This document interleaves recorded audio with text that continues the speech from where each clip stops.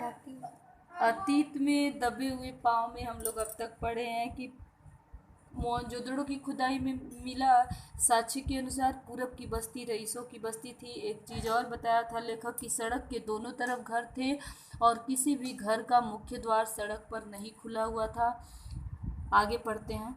ढकी हुई नालियाँ मुख्य सड़क के दोनों तरफ समांतर दिखाई देती हैं। बस्ती के भीतर भी इनका यही रूप है। हर घर में एक स्नान घर है। घरों के भीतर से पानी या मैल की नालियाँ बाहर हौदी तक आती है और फिर नालियों के जाल से जुड़ जाती है। कहीं कहीं वे खुली हैं पर ज़्यादातर बंद हैं। स्वास्थ्य के प्रति मोहनजोदड़ो के बाशिंदों के सरोकार का यह बेहतर उदाहरण है। बस्ती के भीतर छोटी सड़कें हैं और उनसे छोटी गलियां भी। छोटी सड़कें 9 से 12 फुट तक चौड़ी हैं। इमारतों से पहले जो चीज़ दूर से ध्यान खींचती है वह है कुओं का प्रबंध। ये कुएं भी पकी हुई एक ही आकार की ईंटों से बने हैं। इतिहासकार कहते हैं कि सिंधु घाटी सभ्यता संसार में पहली ज्ञात संस्कृति है जो कुएं खोदकर भूजल तक पहुंची। उनके मुताबिक केवल मोहनजोदड़ो में 700 के करीब कुएं थे। नदी, कुएं, कुंड, स्नानागार और बेजोड़ पानी निकासी। क्या सिंधु घाटी सभ्यता को हम जल संस्कृति कह सकते हैं? लेखक क्वेश्चन कर रहा है कि सिंधु घाटी सभ्यता में पानी का प्रबंध उचित था। बताया है ना, कुंड है, स्नानागार है, उसके बाद बताया है सबके घरों में एक स्नान घर है और ढकी हुई नालियाँ हैं। सबसे बड़ी बात है कि प्राचीन सारी सभ्यताओं में साक्ष्य के साथ मोहनजोदड़ो की सभ्यता में ही भूजल प्राप्त किया गया है कुओं के द्वारा। तो क्वेश्चन कर रहा है कि क्या इन सब के अनुसार हम मोहनजोदड़ो की संस्कृति को जल संस्कृति कह सकते हैं? आगे, बड़ी बस्ती में पुरातत्व शास्त्री काशीनाथ दीक्षित, इनके नाम पे दिया था एक हल्के का नाम है डीके के नाम पर एक हल्का डीके जी कहलाता है। इसके घरों की दीवारें ऊंची और मोटी हैं। मोटी दीवार का अर्थ यह लगाया जाता है कि उस पर दूसरी मंजिल भी रही होगी।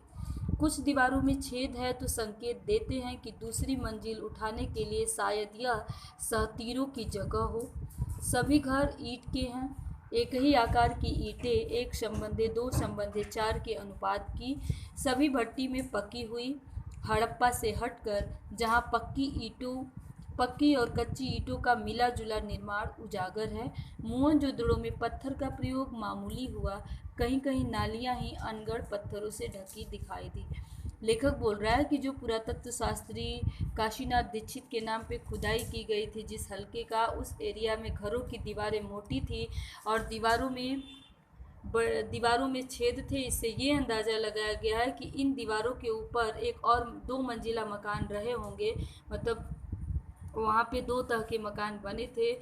पत्थरों की जगह पक्की और कच्ची ईंटों का प्रयोग मकान बनाने में किया गया था। इन घरों में दिलचस्प बात यह है कि सामने की दीवार में केवल प्रवेश द्वार बना है, कोई खिड़की नहीं है। खिड़कियां शायद ऊपर की दीवार में रहती हो, यानी दूसरी मंजिल पर। बड़े घरों के भीतर आंगन के चारों तरफ बने कमरों में खिड़कियां जरूर है। बड़े आंगन वाले घरों के बारे में समझा जाता है कि वहाँ कुछ उद्यम होता होगा। उद्यम मतलब कारोबार होता होगा, कुम्हारी का काम या कोई धातु कर्म।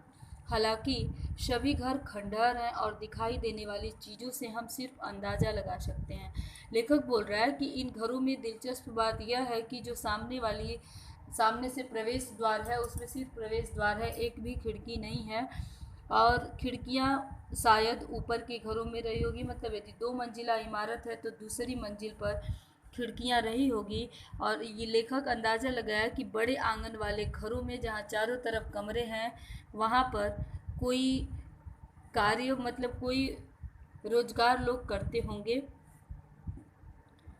घर छोटे भी हैं और बड़े भी, लेकिन सब घर एक कतार में है। कतार मतलब पंक्ति में है। ज़्यादातर घरों का आकार तकरीबन 30 × 30 फुट का होगा। कुछ इससे दोगुने और तिगुने आकार के भी हैं। इनकी वास्तुशैली कमोवेश मतलब अधिकतर एक सी प्रतीत होती है। व्यवस्थित और नियोजित शहर में शायद इसका भी कोई कायदा नगरवासियों पर लागू हो। एक घर को मुखिया का घर कहा जाता है। इसमें 2 आंगन और करीब 20 कमरे हैं। लेखक बोल रहा है कि घर छोटे भी हैं बड़े भी हैं, लेकिन खास बात यह है कि सभी घर एक पंक्ति में हैं, एक ही तरह से बने हुए हैं।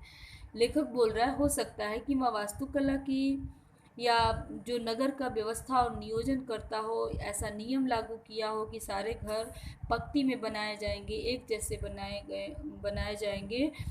एक घर को, वहाँ जो सबसे बड़ा घर है जिसमें 2 आंगन और करीबन 20 कमरे हैं, उस घर को अंदाज़ा लगाया जाता है कि शायद वो यहाँ के मुखिया का घर रहा होगा।